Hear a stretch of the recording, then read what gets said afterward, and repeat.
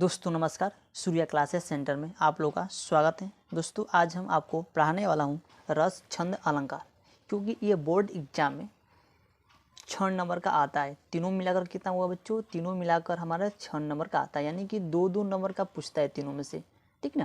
तो आज क्या करना है बच्चों, आज आपको 6 नंबर को पूरा कन्फर्म कर लेना है, क्योंकि ये जो है ये हर साल बोर्ड एग्जाम में आता है, एक साल भी गैप नहीं देता है। इसको क्या करना है, इसको आज ही फिक्स कर लेना है 6 नंबर को, ठीक ना।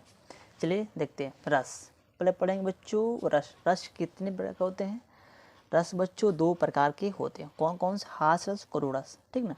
हास रस के बारे में जान लेते हैं। देखिए हास रस, ठीक ना, इनका बारे में कुछ पढ़ लेते हैं। दिया है कि हास रस का अस्थायी भाव हास होता है, ठीक। ये तो बात सही है। यदि व्यक्ति के अनोखे रूप, आकार, वेशभूषा आदि को देखकर हृदय उत्पन्न होता है, वहाँ हास्य रस होता है, ठीक ना। यानी आदमी के वेशभूषा देखकर आदि को देखकर हृदय का उत्पन्न होते हैं, वहाँ क्या होता है बच्चों? हास्य रस होता है, ठीक। इसका उदाहरण देख लेते हैं। उदाहरण दिया कि नाना वाहन नाना वेशा, वैसे शिव समाज निज देखा, ठीक ना। इसको क्लियर कर लेना है, ठीक ना। चलिए जैसे दूसरा करुण रस पढ़ते हैं। कहते हैं बच्चों, आप पढ़ेंगे करुण रस का परिभाषा देखते हैं। देख करुण रस का अस्थायी भाव शोक होता है। क्या होता है बच्चों?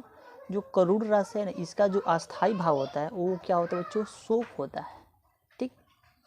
किसी अपने प्रिय व्यक्ति को पीड़ित होने, अनुभाव संचाटी भाव आदि के कारण हृदय में जो दुख उत्पन्न होता है, वहाँ करुण रस कहलाता है। क्या कहलाता है बच्चों? वहाँ करुण रस कहलाता है, ठीक। इनका भी उदाहरण देख लेते हैं। हे खग मृग हे मधुकर श्रेणी तुम, देखी सीता मृग नैनी। हे खग मृग हे मधुकर श्रेणी तुम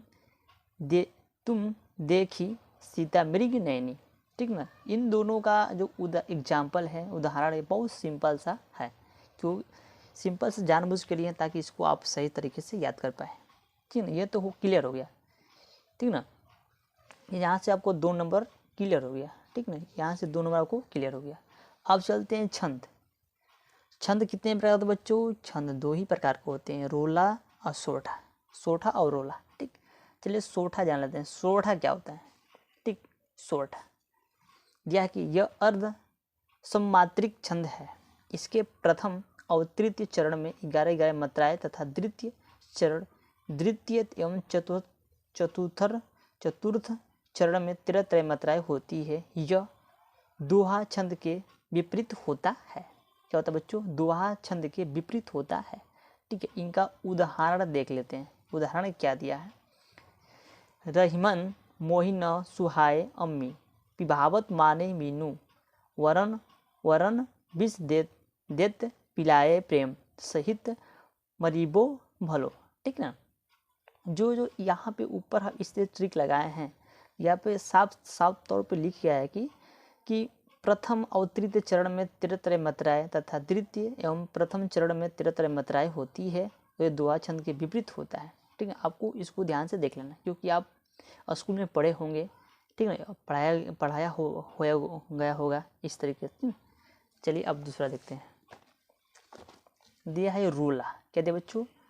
सोठा तो पढ़ ले, आप पढ़ेंगे रोला। यह 4 पंक्तियों वाला एक सम्मानित का क छंद है। इसमें 8 चरण होते हैं। इसके प्रत्येक चरण में 11 और 13 के विराम में 24 मात्राएं होती है। इनका भी एग्जाम्पल देख लेते हैं। जीती जाती हुई उन्होंने भारत बाजी, निज बल से बल मेट विधमी मंगल पुराड़ी, जिनके आगे ठहर सके जगी न जहाजी है, पे वहाँ प्रसिद्ध छत्रपति भूप शिवाजी, ठीक। तो इसमें साफ तौर से यहाँ पे लिखा गया है बच्चों कि इसमें चरण 8 होते हैं, ठीक। इसके प्रत्येक चरण में 11 और 13 विराम के 24 मात्राएं होती हैं। आपको समझना है, ठीक ना। अगर एग्जाम्पल को ध्यान से समझ जाते हैं तो इसको भी समझ जाएगा, ठीक ना। ये क्लियर हो गया। आप बोलेंगे बच्चों अलंकार, यहाँ से आपको 2 नंबर क्लियर कर लेना है, ठीक ना। इसको भी 2 नंबर क्लियर, यानी आपको 4 नंबर क्लियर करा दिए। अब चलते हैं अलंकार। अलंकार में हमको क्या पढ़ना बच्चों, उपमा अलंकार क्या होता है, इनके बारे में कुछ जान लेते हैं। जहाँ किसी वस्तु या व्यक्ति की किसी अन्य वस्तु या व्यक्ति के समान गुण धर्म के आधार पर तुलना की जाए, वहाँ समानता बताई जाए, वहाँ उपमा अलंकार होता है। क्या तो बच्चों, उपमा अलंकार होता है, ठीक ना। इसका एग्जाम्पल देखते हैं। राधा के चरण गुलाब के समान कोमल है। राधा के चरण गुलाब के समान कोमल है। बहुत सिंपल सा इनका एग्जाम्पल है, एक लाइन में। इसको आप देखकर याद कर सकते हैं, ठीक ना। ये उपमा अलंकार का यह परिभाषा है और इसका उदाहरण है, ठीक। दूसरा देखते हैं, रूपक अलंकार। रूपक अलंकार में क्या लिखा है कि जहाँ उपमेय में उपमान का भेदरहित आरोप किया जाता है, अर्थात उपमेय और उपमान में अभिन्नता प्रकट की जाए, वहाँ रूपक अलंकार होता है। क्या होता है बच्चों, रूपक अलंकार होता है। इनका भी जान लेते हैं एग्जाम्पल क्या दिया है बच्चों। इनका एग्जाम्पल दिया है चरण कमल बंधु हरि राई। चरण कमल बंधु हरि राई, इनका भी बहुत सिंपल सा क्या है बच्चों, एग्जाम्पल है। इनका भी आप याद कर सकते हैं, जानबूझ के सिंपल सा इनका उदाहरण लिए हैं ताकि इसको आप देखते देखते ही याद कर पाए। चले तीसरा लास्ट वाला देखते हैं, उपेक्षा अलंकार। उपेक्षा अलंकार में क्या लिखना है, जहाँ उपमेय में उपमान की संभावना की जाए, वहाँ उपेक्षा अलंकार होता है। मतलब वहाँ पे उपेक्षा अलंकार होता है। जैसे में धाये धाम काम सब त्यागी, मनहु रंग निधि लूटन लगी, ठीक ना, लूटन लगी। आपको यहाँ से भी क्या करना बच्चों, यहाँ से भी आपको 2 नंबर क्लियर कर लेना है।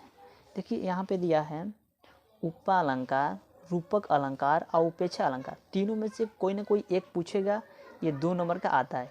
आपको कुल मिलाकर आपको आज की इस वीडियो में हम 6 नंबर क्लियर करा दिए हैं। इसको आज ही आपको क्लियर कर लेना है, क्योंकि बच्चों ये हर साल आता है, गैप नहीं देता है, ठीक ना।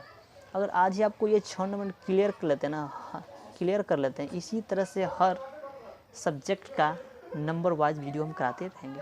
हिंदी में आपको ऐसा ऐसा प्रश्न कराऊंगा ना, अगर उस प्रश्न को हल कर लेते हैं, याद कर लेते हैं, समझिए कि हिंदी में आपको पास होने से कोई रोक ही नहीं सकता है। मैं गारंटी देता हूँ, ठीक ना। जितना बता रहा हूँ उतना करिए।